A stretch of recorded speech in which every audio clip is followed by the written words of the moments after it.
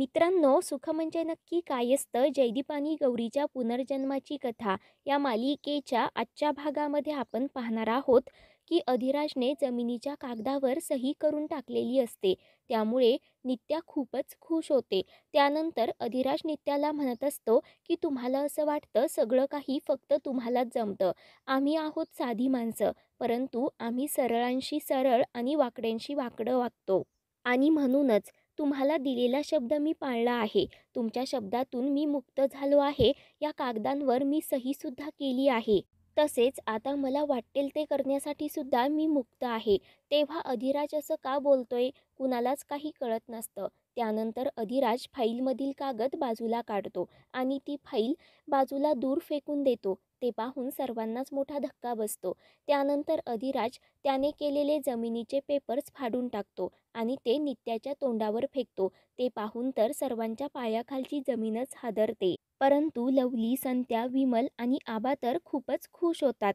तेव्हा लवली एकच वादा राजदादा अशा घोषणा देऊ लागतो. तर गावातील सर्वजण अधिराजवर खुश झालेले असतात. तर नित्या रडतच रागाने म्हणते, अधिराज, खूप चुकीचा वागलास तू. जे काही लढायचं होतं ते समोरासमोर लढायला हवं होतं. खूप मोठा विश्वासघात केला आहेस तू. कारण ही नित्य अधिकारी कुणावरही विश्वास ठेवत नाही. तुझ्यावर ठेवला, पण तूही सगळ्यांसारखा माझा विश्वासघात केलास म्हणून नित्या खूप भडकते. तर अधिराज म्हणतो, ओ नित्या मॅडम, काय विश्वासघात केला मी? या कागदावर तुम्ही म्हणालात मी सह्या केल्या. गावकऱ्यांना मी शब्द दिला होता की तुम्हाला देवी आईच्या पायाशी झुकवीन, तर झुकवलं. आणि तुम्हालाही शब्द दिला होता की तुम्ही म्हणाल त्या पेपरवर मी सही करायला तयार आहे. मी सही केली होती. केली की नाही असं तो सर्वांना विचारतो. तर गावातील लोक हो असं म्हणतात. तर अधिराज म्हणतो, आता हे सर्वजण आहेत की साक्षीला. आधी तुमच्या कर्जातून मी मुक्त झालो आणि मग मला वाटेल तसं वागलो. आणि मग मी काय विश्वासघात केला असं तो नित्यावर ओरडतो. तेव्हा ईशान लगेच अधिराजवर हात उगारतो. तर अधिराज मध्येच त्याचा हात पकडत म्हणतो, आजपर्यंत देवीने मला जसा दृष्टांत दिला मी तसं वागत आलो, परंतु माझ्यावर आली ना तर तुम्हाला एकाला सोडणार नाही. असं म्हणत तो ईशानचा गळा दाबतो आणि त्याला लगेच दूर ढकलून देतो. तर नित्या चिडूनच म्हणते, अधिराज, हे सगळं ना तुलाच खूप जड जाणार. कारण तू मला हर्ट केलंस. एक दिवस नाही तुला रडत रडत माझ्या पायाशी आणलं ना तर नाव सांगणार नाही अशी धमकी देते. त्यावर अधिराज म्हणतो, देवीने मला जसा मार्ग दाखवला मी त्याच मार्गाने चाललो. बाकी मी कुणाच्या बापाला घाबरत नाही. असं म्हणत अधिराज तेथून जाण्यासाठी निघतो. तर सर्व गावातील लोक एकच वादा राजदादा अशा घोषणा देत राजच्या पाठीमागे उभे राहतात. त्यानंतर नित्या रूममध्ये येते आणि रागानेच सर्व वस्तू इकडे तिकडे फेकू लागते. तेव्हा तिला अधिराजने दिलेला शब्द आणि केलेला विश्वासघात सर्व क्षण डोळ्यासमोर येऊ लागतात. त्यामुळे नित्या अजूनच रडू लागते. तेवढ्यात वसुंधरा देवी तिथे येत म्हणते की असा वस्तूंवर राग काढून काही होणार नाही दीदी. तर नित्या म्हणते, आत्ता मला एकटीला सोडा प्लीज, तुम्ही नंतर या. मला कुणाशीही बोलायचं नाहीये. तेव्हा वसुंधरा देवी म्हणते, आता संयम ठेवायला जमणार नाही. आता फायनल डिसिजन घ्यायलाच हवा. तर नित्या चिडूनच म्हणते की हा माझा प्रोजेक्ट आहे. जे काही डिसिजन्स घ्यायचे ते मीच घेणार. वसुंधरा देवी विचारते, आज जे काही घडलं ते आईला सांगितलं का? आईला माझा एक निरोप द्या की सरपंचीनबाई त्यांची जमीन घेऊन ह्या प्रोजेक्टमधून बाहेर पडताय. आणि ही काय पोकळ धमकी नाहीये. 0 मिनिटात मी हे सगळं करू शकते. आधीच अर्ध गाव त्या अधिराजच्या बाजूने आहे. अर्ध मी घेऊन जाईन आणि मग तुम्ही बाडबिस्तर गुंडाळून मुंबईला निघून जा. तर नित्या म्हणते, मला धमकी देऊ नका. जे काही आहे ते स्पष्टपणे बोला. तर वसुंधरा देवी सांगते, आत्तापर्यंत तेच तर करत आले. तुम्ही जे सांगाल तेच करत आले. पण काय उपयोग झाला? तो अधिराज आपल्याला पाणी लावून गेला. आणि म्हणूनच आता यापुढे मी जे काही सांगणार ना तसंच होणार. आणि जर नसेल जमत तर बाहेर उभं राहा, डायरेक्ट सक्सेस पार्टीलाच या. परंतु आता जे काही होणार ते आमच्या पद्धतीने होणार, तुम्ही मध्ये यायचं नाही. तर नित्या लगेच वसुंधरा देवीवर चुटकी वाजवत म्हणते की हा प्रोजेक्ट माझा आहे. तुम्ही मला नाही तर मी तुम्हाला इन्स्ट्रक्शन्स देणार. कळलं का? तेव्हा वसुंधरा देवी लगेच नित्याचा तो हात पिरगळते. आणि आज केलंस, पुन्हा असं करायचं नाही, नाहीतर कापून टाकेन, असं मोठ्यानेच वसुंधरा देवी ओरडते. तर नित्या खूपच घाबरते. तर ईशान खुश होत मनाशीच म्हणत असतो की वा, आज कोणीतरी हिचा माज उतरवणारं हिला मिळालं.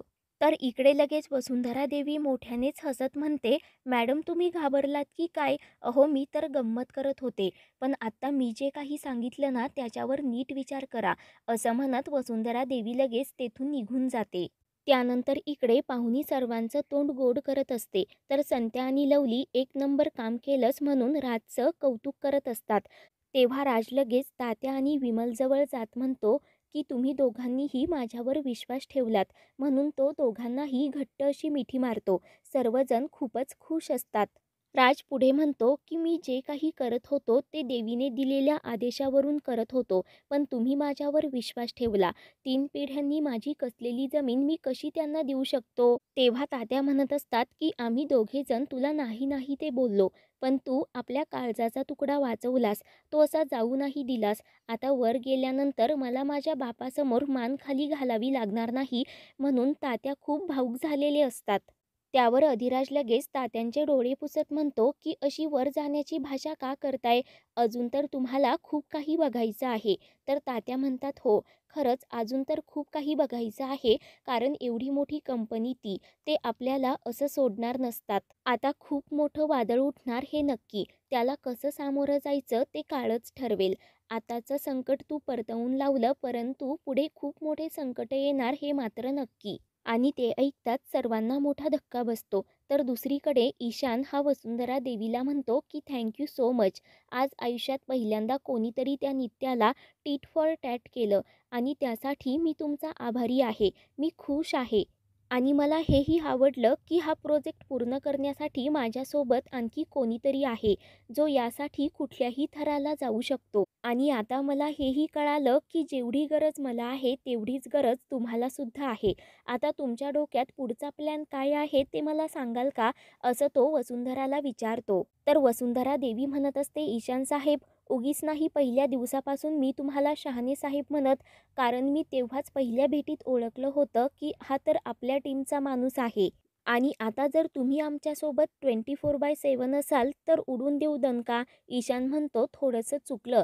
तुमच्यासोबत असाल नाही तर मी तुमच्यासोबत आहेच. आणि तुम्ही कुठल्याही मार्गाने जा. हा ईशान तुमच्या मार्गाने येण्यासाठी तयार आहे, म्हणून तो वसुंधरा देवीसोबत डील पक्की करत असतो. तेव्हा रावसाहेब लगेच ईशानला त्यांचा पुढील प्लॅन समजावून सांगतो. तर ईशानला सुद्धा तो प्लॅन खूपच आवडतो. वसुंधरा देवी म्हणते, तुम्ही फक्त ग्रीन सिग्नल द्या, आमचा प्लॅन पूर्णपणे डन आहे. मग त्या अधिराजला कसं संपवतो ना ते बघतच राहा. तेव्हा तुम्ही जे काही सांगाल ते मी 100% करण्यासाठी तयार असल्याचं ईशान वसुंधरा देवींना शब्द देतो. तर आता दोघेही डन करून टाकतात. त्यानंतर इकडे रात्री सर्वजण शेकोटीजवळ बसलेले असतात. विमल लवलीला विचारते, काय रे, त्या संत्याच्या बहिणीचा साखरपुडा झाला का? सुपारी फुटली का? त्यावर लवली म्हणतो, नाही, पसंती तर झाली, परंतु ते लोक हुंड्यासाठी अडून पडले. अधिराज विचारतो, आपण कुठल्या जगात आहोत? अशा माणसांना तर भर चौकात लटकवून हाणलं पाहिजे. आपण तर नाही घेणार व हुंडा, आणि लग्नाचा खर्च सुद्धा अर्धा अर्धा करणार. तर सावरी म्हणत असते, दाद्या, निम्मा नाही तर सगळा खर्च तुलाच करावा लागणार. तेव्हा पाहुणी खूप लाजत असते. तर विमल सावरीला गप्प करते. त्याच वेळेला आता आतमधून खूप साऱ्या भांड्यांचा आवाज येऊ लागतो. सर्वजण विचार करतात की आतमध्ये कोणी घुसलं तर नसेल ना, म्हणून अधिराज, लवली आणि सावरी आतमध्ये येतात. किचनमध्ये आता काही भांडी खाली पडलेली असतात. तर किचनचा मागचा दरवाजा उघडाच असतो.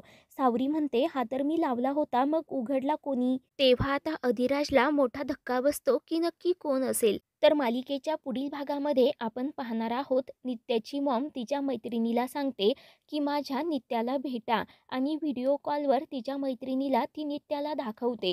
तर नित्याची मॉमची मैत्रीण म्हणजे ती शालिनी असते. समोर गौरी आणि जयदीपला पाहताच आता शालिनी पूर्णपणे हादरते. अशाच मालिकेंचे पुढील भाग पाहण्यासाठी आपल्या चॅनलला सबस्क्राईब करा.